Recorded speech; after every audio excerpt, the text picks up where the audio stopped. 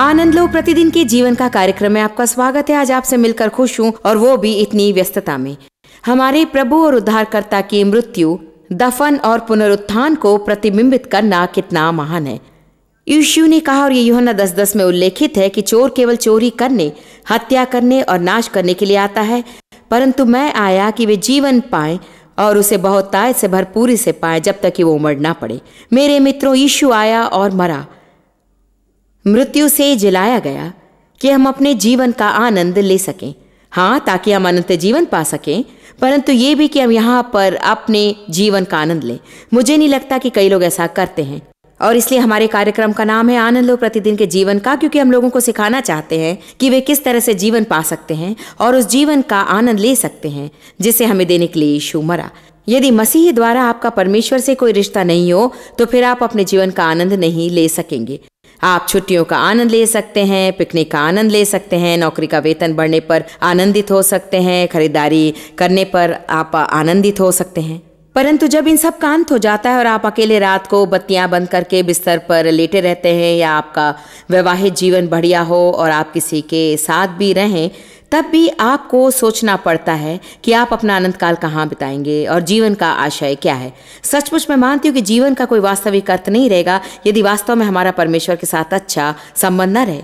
कभी कभी मैं अपने आप ही सोचती हूँ, यदि मैं परमेश्वर को न जानती, यदि मसीह के द्वारा परमेश्वर से संबंध स्थापित न करती, मुझे नहीं लगता कि मुझे बिस्तर से उठने की आवश्यकता रहती, क्योंकि वास्तव में यहाँ और ज्यादा कुछ नहीं है। हम सोचते हैं कि हम यही देखेंगे कि हम कितनी चीज़ें खरीद सकते हैं, कितनी चीज़ें अपने पास रख सकते हैं, क्या सब कर सकते हैं, और यही सोचेंगे कि कितनी जगह घूम सकते हैं। और हाँ, हम शादी करके बच्चों को पालते हैं और वे जाकर अपनी ज़िंदगी आरंभ करते हैं, परंतु यदि सब कुछ इतना ही है और इसके बाद और कुछ नहीं है, तो फिर ये सब खोखला अनुभव ही है। मेरा विश्वास है कि हर एक मनुष्य के अंदर परमेश्वर के रूप का एक छेद है, और हमारे अंदर की उस जगह को केवल परमेश्वर ही भर सकता है। एक बात बिल्कुल पक्की है, यदि आप हर समय खुद के बारे में बुरा विचार रखते हैं, या शायद अभी तक आपने परमेश्वर के साथ संबंध स्थापित नहीं किया होगा, ये सोचकर कि आप इतने बुरे हैं कि परमेश्वर कोई संबंध नहीं चाहता। खैर, क्या आप जानते हैं, शैतान हर किसी से कहने का प्रयत्न करेगा कि वे सबसे महान पापी हैं और उनसे बुरा इस संसार में और कोई नहीं, लेकिन ये झूठ है, ये सबसे बड़ा झूठ है। यहाँ मैंने अपनी टिप्पणी में उल्लेख किया है, रोमियो 3:23 में बाइबल कहती है, सब ने पाप करके परमेश्वर की महिमा खो दी है। जरा सोचिए, सिर्फ आप ही संसार में सबसे बुरे नहीं, सभी ने पाप किया और परमेश्वर की महिमा खो दी। मुझे नहीं लगता कि परमेश्वर के हिसाब किताब में छोटा पाप, बड़ा पाप, साधारण पाप जैसा कुछ है। पाप तो पाप है, परंतु परमेश्वर को धन्यवाद, उसने यीशु को भेजा हमारे पापों के लिए मरने को। धन्य प्रभु कि दंड की कीमत चुका दी गई है, और धन्यवाद परमेश्वर का कि यीशु हमारे बदले आया। इस पर विचार कीजिए। मान लीजिए स्कूल में पढ़ाने वाली अध्यापिका किसी कारणवश स्कूल नहीं जा सकती, तब उसके बदले दूसरी अध्यापिका को भेजा जाता है। खैर, जब वो अध्यापिका लौट आती है तो उसे बदले में आई अध्यापिका को कोई कीमत देनी नहीं पड़ती। उसे उसके बदले आई अध्यापिका ने जो किया उसे दोबारा नहीं करना पड़ता है। उस दिन के लिए उसने उस अध्यापिका का कार्यभार संभाला और उसे फिर से उसे करने की आवश्यकता नहीं। क्रूस पर मरते समय यीशु ने मेरा और आपका स्थान लिया। उसने मेरा और आपका पाप अपने ऊपर लिया। उसने सदा काल के लिए हर एक के पापों को अपने ऊपर ले लिया, और ऐसा इसलिए किया क्योंकि उसने हमसे प्रेम किया। क्योंकि परमेश्वर ने जगत से ऐसा प्रेम रखा कि उसने अपना इकलौता पुत्र दे दिया, ताकि जो कोई उस पर विश्वास करे वो नाश ना हो परंतु अनंत जीवन पाए। वो सनातन जीवन, वो वास्तविक जीवन जो यीशु आपको देना चाहता है, वो इस दिन से आरंभ होता है जिस दिन आप उसे अपना उद्धारकर्ता और प्रभु स्वीकारते हैं। मुझे उद्धारकर्ता और प्रभु के विषय में गहराई से समझना है, क्योंकि ऐसे अनेक लोग हैं जिन्होंने मानसिक तौर पर स्वीकार किया है कि यीशु उनके लिए मरा, और वे विश्वास करते हैं कि परमेश्वर वास्तविक है, परंतु फिर भी वे उसे अपने जीवन में प्रथम स्थान नहीं देते हैं। परमेश्वर आपके जीवन में किसी चीज का अलग स्थान लेना नहीं चाहता। जब आप उसे अपने जीवन में प्रभु बनाते हैं, तब आप उसे रविवार सुबह के बक्से में बंद मत रखिए, जहां आप रविवार सुबह चर्च चले जाते हैं और उसमें समय निकालते हैं, परंतु इसके अलावा आप उसे सोमवार, मंगलवार, बुधवार, गुरुवार, शुक्रवार और शनिवार तथा हर विषय में शामिल कीजिए। वो आपके हर एक फैसलों से जुड़े रहना चाहता है। वो आपके हर काम में आपकी मदद करना चाहता है। वो आपके हर काम में हिस्सा लेना चाहता है। और शायद आप इस कार्यक्रम को देख रहे होंगे और आपने मसीह को उद्धारकर्ता स्वीकारा होगा, परंतु वास्तव में आपने अभी तक उसे अपने जीवन का स्वामी नहीं बनाया होगा। तो फिर आज मैं आपको प्रोत्साहित करती हूँ कि आप विश्वास का कदम बढ़ाएं और अपने हृदय के हर द्वार को यीशु मसीह के लिए खोल दीजिए। किसी को भी बंद मत रखिए, आपके आर्थिक पहलू में उसे शामिल कीजिए, आपके वक्त में उसे हिस्सा लेने दीजिए, आप जिसके साथ अपना समय बिताते वहां उसे शामिल कीजिए, मनोरंजन में उसे शामिल होने दीजिए।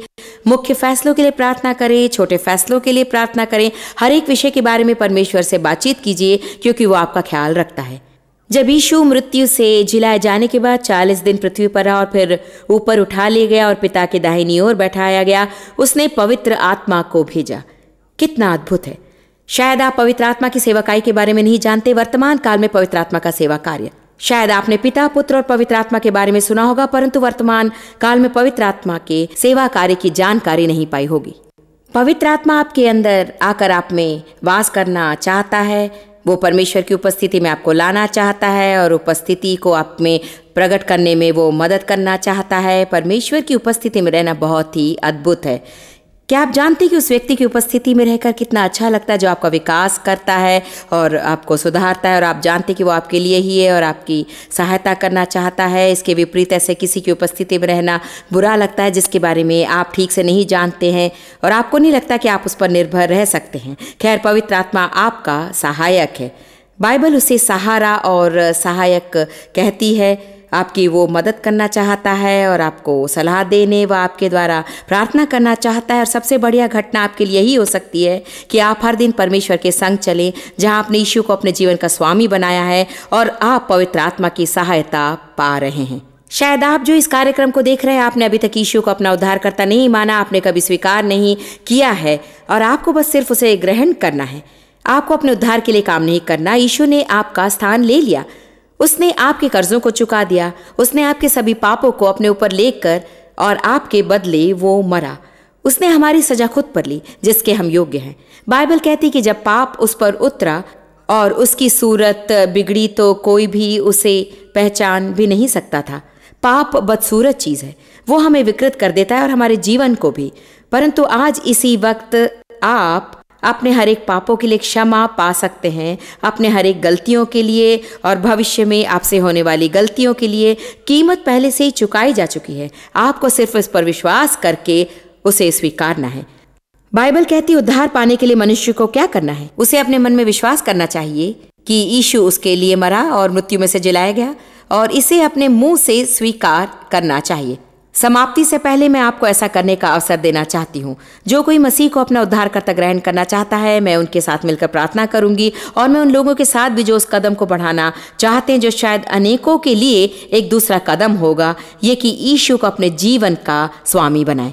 कभी कभी हम यीशु को ग्रहण करना चाहते हैं क्योंकि हम नरक जाना नहीं चाहते, हम मुसीबत में पड़ना नहीं चाहते, हम नहीं चाहते कि परमेश्वर हमसे नाराज हो। हम ये यकीन कर लेना चाहते हैं कि हमारे लिए एक जगह तैयार है और ये तो एक कदम है जो हम बढ़ाते हैं, परंतु अगला कदम अनेकों के लिए ज़रूरी है। अगला कदम ये है कि वे सचमुच अपना सब कुछ परमेश्वर को देने का फैसला करें, उसे अपने जीवन के हर पहलू में शामिल होने दें और सचमुच उसके लिए जीवन जिए।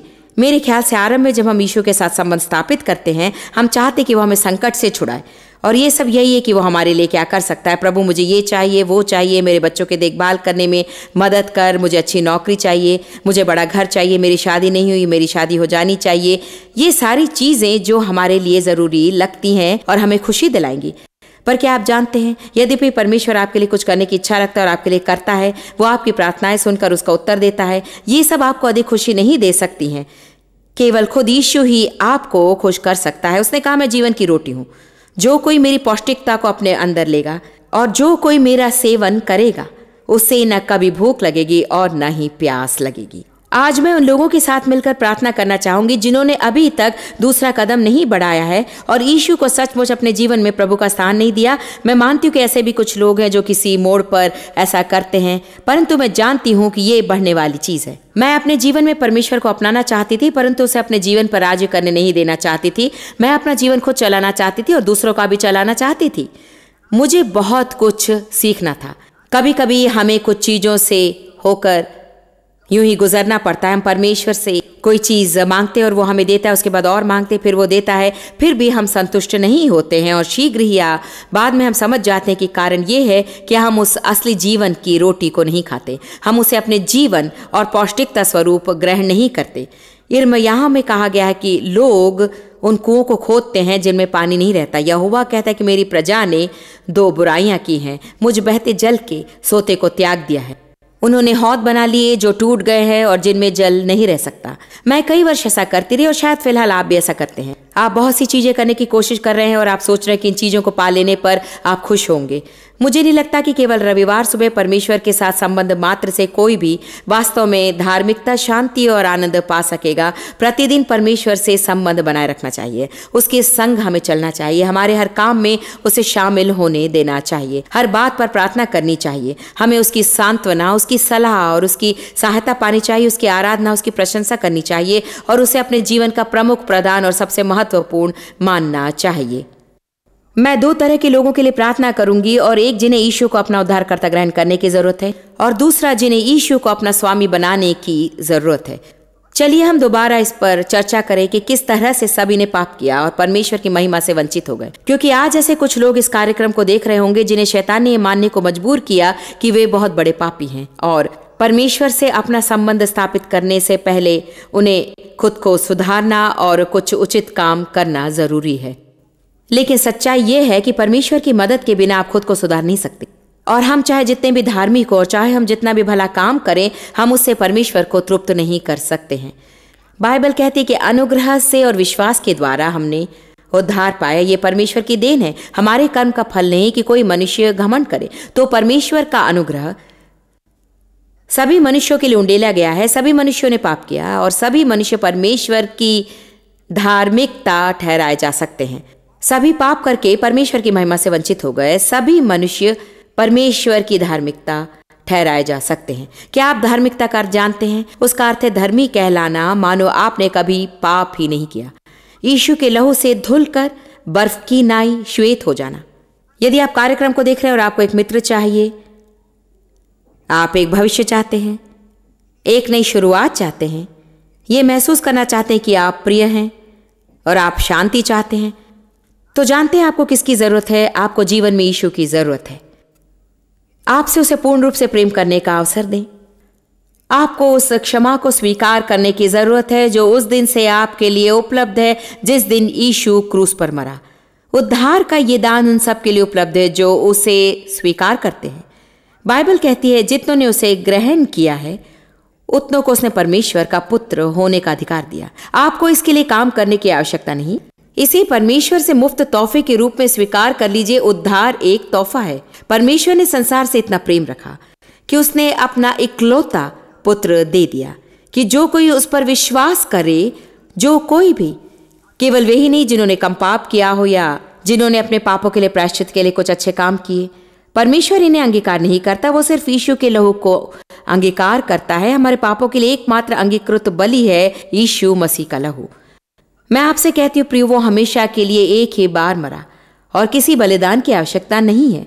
आप अपना संपूर्ण जीवन त्याग कर सकते हैं, अपनी खुशियां आप त्याग कर सकते हैं, अपना सब कुछ त्याग कर सकते हैं। आप भले ही काम करते करते ऊब जाने तक अच्छाई का सारा काम कर सकते हैं, परंतु इन सब के द्वारा आप स्वर्ग नहीं जा सकते हैं। एकमात्र चीज जो आपको परमेश्वर के साथ धर्मी ठहराकर सनातन राज्य में परमेश्वर के साथ जगह दिला सकती है, वो है क्षमाशीलता के वरदान को पाना और यीशु मसीह के वरदान को ग्रहण करना जो आपके लिए उंडेला गया। आपने इन पदों को सुना होगा, नया जन्म या फिर उद्धार। नया जन्म पाने का क्या तात्पर्य है? शाब्दिक रूप से इसका अर्थ ये नहीं कि आप रेंगते हुए दोबारा अपनी माँ के गर्भ में जाकर फिर से पैदा हों और अलग मनुष्य बन जाएं, बल्कि बाइबल साफ कहती है यदि कोई मनुष्य मसीह में है वो नई सृष्टि है। पुरानी बातें बीत गई हैं, देखो वे सब नई हो गई। ये मुझे अच्छा लगता है। आपके लिए मैं इसे दोहराती हूँ, यदि कोई, आप इस वर्ग में आते हैं जो कोई और कोई मनुष्य, जो कोई आज इस कार्यक्रम को देख रहा है, चाहे आपने जो कुछ भी किया हो या कितनी बार उसे किया हो, या चाहे आप जितनी भी दूरी पर हो या चाहे आप जितनी भी गहरी खाई में हो, चाहे आपने जितनी भी गलतियां की हो, चाहे आप जितने भी बूढ़े हों या जितने भी जवान हों, एक नई शुरुआत करने में देरी नहीं हुई है। आप जो कोई के वर्ग में ही आते हैं। बाइबल कहती है जो कोई उस पर विश्वास करे वो नाश ना हो वरन अनंत जीवन पाए। सभी मनुष्य के वर्ग में आप आते हैं। जो कोई उसके पास आता है वो यीशु मसीह में नई सृष्टि बन जाता है। नई शुरुआत करके आप यीशु मसीह को अपना उद्धारकर्ता ग्रहण करके नया जन्म पा सकते हैं। नया जन्म आपके अंदर, आपके हृदय में होता है। आप अंदर से धो दिए गए हैं। आप उन पापों से धुला महसूस करते हैं, नई आशा महसूस करते हैं, नई शांति का अनुभव करते हैं। जैसे जैसे आप खुद को परमेश्वर के वचन से शिक्षित करने लगते हैं, और यही कारण है कि इस जैसा ही कार्यक्रम आपके लिए बहुत जरूरी है। मैं आपको परमेश्वर का वचन सिखा सकती हूँ। हो सकता है यदि आप अपनी बाइबल निकाल कर उसे पढ़ने की कोशिश करें, आप सोचेंगे बाइबल पढ़ने में मेरी कोई भलाई नहीं होती। खैर, जितना अधिक आप परमेश्वर के संग चलते हैं, प्रार्थना करते हैं, उतना ही अधिक आप उसके वचन को समझ सकेंगे। पवित्र आत्मा आपके जीवन में आने पर वो आपको प्रकाशमान बनाकर आपको प्रकाशन देगा और आप परमेश्वर के वचन को समझने लगेंगे। परंतु इस जैसा कार्यक्रम बहुत ही मूल्यवान होगा, क्योंकि मैं आपको परमेश्वर का वचन सिखा सकती हूँ। आप लोग जिन चीजों से होकर गुजर रहे हैं उनसे मैं पहले ही गुजर चुकी हूँ और जानती हूँ कि आप लोगों पर क्या बीत रही है। मैंने पहले से ही परमेश्वर के वचन को अपने जीवन में लागू किया और मैं जानती हूँ कि ये कामयाब होता है। और यदि एक के लिए प्रभावशाली है तो सभी के लिए प्रभावशाली होगा, क्योंकि परमेश्वर किसी का पक्षपाती नहीं है। तो आपको परमेश्वर का वचन सिखाया जाना जरूरी है, उसके वचन से शिक्षा ग्रहण करना जरूरी है। मसीह को अपना उद्धारकर्ता स्वीकार कीजिए। इसे आप विश्वास के द्वारा कीजिए। आप कुछ महसूस करेंगे, कुछ नहीं करेंगे, परंतु उसके वचन के आधार पर विश्वास कीजिए। मैंने अपना विश्वास यीशु में रखा है और वो मेरे लिए क्रूस पर मरा, उसने मेरे पापों को अपने ऊपर लिया। मैं विश्वास करती हूँ कि वो गढ़ा गया और तीसरे दिन मृत्यु से जिलाया गया, और ये कि अभी वो स्वर्गिक स्थानों में विराजमान है, और ये कि यीशु फिर से आएगा और इस पृथ्वी को छोड़ने पर मैं उसकी उपस्थिति में रह सकूंगा। मैं उसकी उपस्थिति में सदा के लिए जीऊंगा। यदि इस पर विश्वास है तो वो आपका है। विश्वास के द्वारा वो आपका होगा। आप प्राकृतिक रूप से शायद उसे नहीं देख सकेंगे और आपने यीशु को आपके लिए क्रूस पर मरता हुआ नहीं देखा है। मैंने उसे अपने लिए मरते हुए नहीं देखा। वहां लोग थे जिन्होंने देखा था, परंतु मैं उनमें से नहीं थी। पर मैं अपने हृदय में उसे देखती हूँ और मैं उसे उस तरह से विश्वास करती हूँ मानो मैं खुद वहां उपस्थित थी। जान लीजिए कि आप उसी शांति और विश्वास को पा सकते हैं यदि आप केवल विश्वास करेंगे, और उसके बाद आपको खुद को शिक्षा देनी होगी। रोमियो 12 बाइबल कहती है कि परमेश्वर ने आपके जीवन के लिए योजना बनाई है। इसी वक्त इसे मानने की आवश्यकता है कि परमेश्वर ने आपके जीवन के लिए योजना बनाई। अतीत की मुझे परवाह नहीं।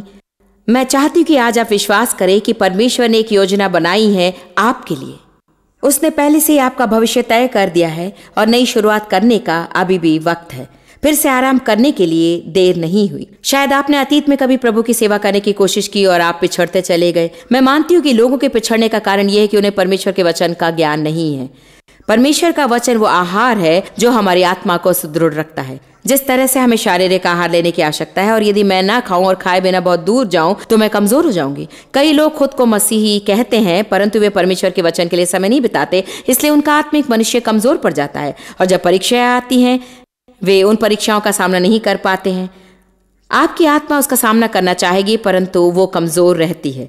शरीर का आपके जीवन में मजबूत पकड़ रहती है। यदि आप हर रोज परमेश्वर के वचन का अध्ययन करेंगे, ऐसे ही कार्यक्रम को देखेंगे, अच्छी मसीह पुस्तकें पढ़ेंगे, अच्छे मसीह कार्यक्रम देखेंगे, अच्छे मसीह उपदेशों को आप टेप द्वारा सुनेंगे, बाइबल पढ़ेंगे और स्वाध्ययन करेंगे। रोमियो 12 में बाइबल कहती कि यदि आप अपने मन को नया बनाएंगे, केवल तभी आप उस योजना को जान सकेंगे जो परमेश्वर ने आपके लिए बनाई है। हमारा मन नया होना जरूरी है। इसका शाब्दिक अर्थ यह है कि हमें अलग अलग ढंग से सोचना सीखना चाहिए। उदाहरण के लिए आप सोचेंगे कि हर बार जब आपसे कोई गलती होती है आपको उसकी कीमत चुकानी होगी, परंतु बाइबल कहती है कि ये सच नहीं है, बल्कि एक ही समय में यीशु ने आपके पापों को उठाया और आपके दोष और दंड को सहा। आज ऐसे करोड़ों लोग इस कार्यक्रम को देख रहे हैं जो कि यद्यपि परमेश्वर से प्रेम करते हैं और मसीह को अपना उद्धारकर्ता ग्रहण कर चुके हैं, परमेश्वर के लिए जो हो सका कर सके, फिर भी अपने जीवन के हर दिन दोष की भावना लिए जी रहे हैं। शायद आपकी समस्या है कि यदि आप गलत महसूस नहीं करते तो आप ठीक महसूस भी नहीं करते। आप सोचेंगे, भला क्या कोई गलती करने पर हमें बुरा नहीं लगना चाहिए? आपको मन फिराना चाहिए। आपको अपने पाप का एहसास होना चाहिए और पवित्र आत्मा आपको उसका एहसास दिलाएगा और आपको मन फिराने की आवश्यकता है।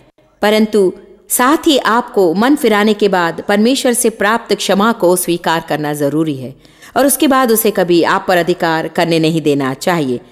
परमेश्वर का वचन कहता है कि अब कोई दंड नहीं है, इसलिए उन लोगों के लिए अब कोई दंड नहीं जो मसीह यीशु में है। तो आज का शुभ संदेश ये है कि आप नई शुरुआत कर सकते हैं। अपने पापों की क्षमा पा सकते हैं। आप आज नया जन्म पा सकते हैं। आप यीशु को आज अपने जीवन का स्वामी बना सकते हैं।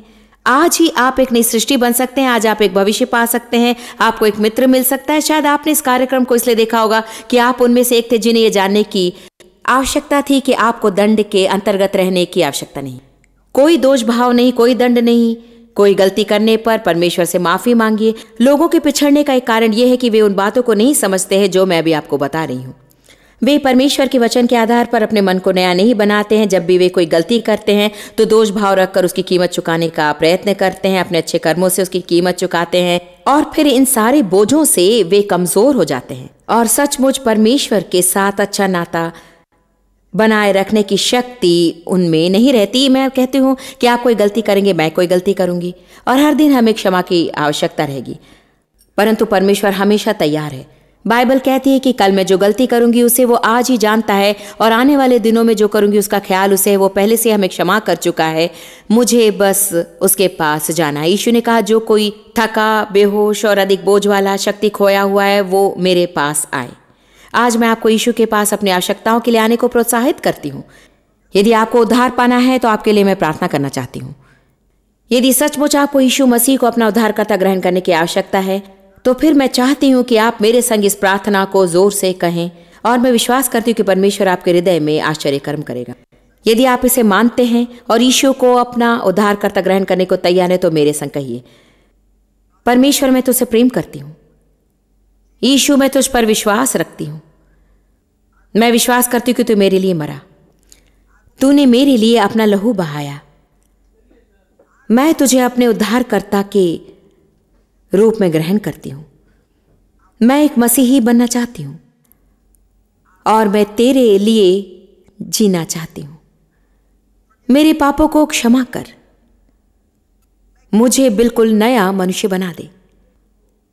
मैं खुद को तुझे समर्पित करती हूँ यीशु के नाम में, आमीन। क्या आप लोग जानते हैं कि यह बस इतना आसान है? यदि आपकी प्रार्थना सच्ची है तो फिर पवित्र आत्मा की सामर्थ्य से यीशु आपके अंदर वास करने आ गया है और वो आपको न कभी छोड़ेगा और न त्यागेगा। वो आपको सिखाने लगेगा, परंतु वो आपको कभी नहीं छोड़ेगा। अब मैं उन लोगों के साथ प्रार्थना करूंगी जो आज यीशु को अपने जीवन का स्वामी बनाना चाहते हैं। मेरे साथ प्रार्थना करें। प्रिय परमेश्वर, मेरा तुझ पर विश्वास है, परंतु अब तक मैंने तुम्हें अपने जीवन का स्वामी नहीं माना है। मैंने उद्धारकर्ता के रूप में तुझे जाना है, परंतु अब तक मैंने तुझे सब पर अधिकार नहीं दिया।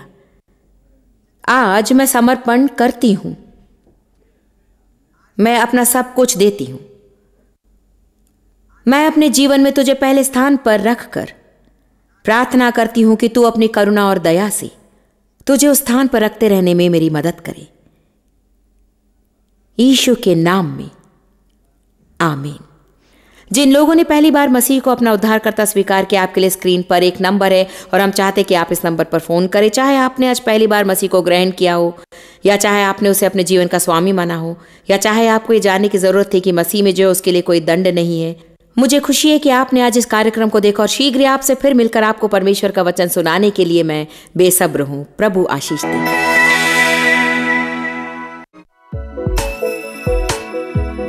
आप जितना जानते हैं उससे भी अधिक आप हमारे लिए जॉइस मेयर मिनिस्ट्रीज एशिया में महत्वपूर्ण है। हम आपकी सराहना करते हैं। आप सौभाग्यों का धन्यवाद देते हैं कि इस संसार भर की सेवकाई को आप सफल कर रहे हैं। एक साथ हम भूखों को भोजन, गरीबों को कपड़े दे रहे हैं और पूरे संसार में सुसमाचार प्रचार कर रहे हैं। हमसे आज ही संपर्क करें या लॉग करें jmmindia.org। अपने प्रार्थना निवेदन भेजें, हमारे स्रोत के विषय जानें, जॉइस की सभाओं के विषय जानें और जैसे हम पूरे संसार में मसीह के प्रेम को बांटते हैं तो आप हमारे साथ सहभागी हो जाएं।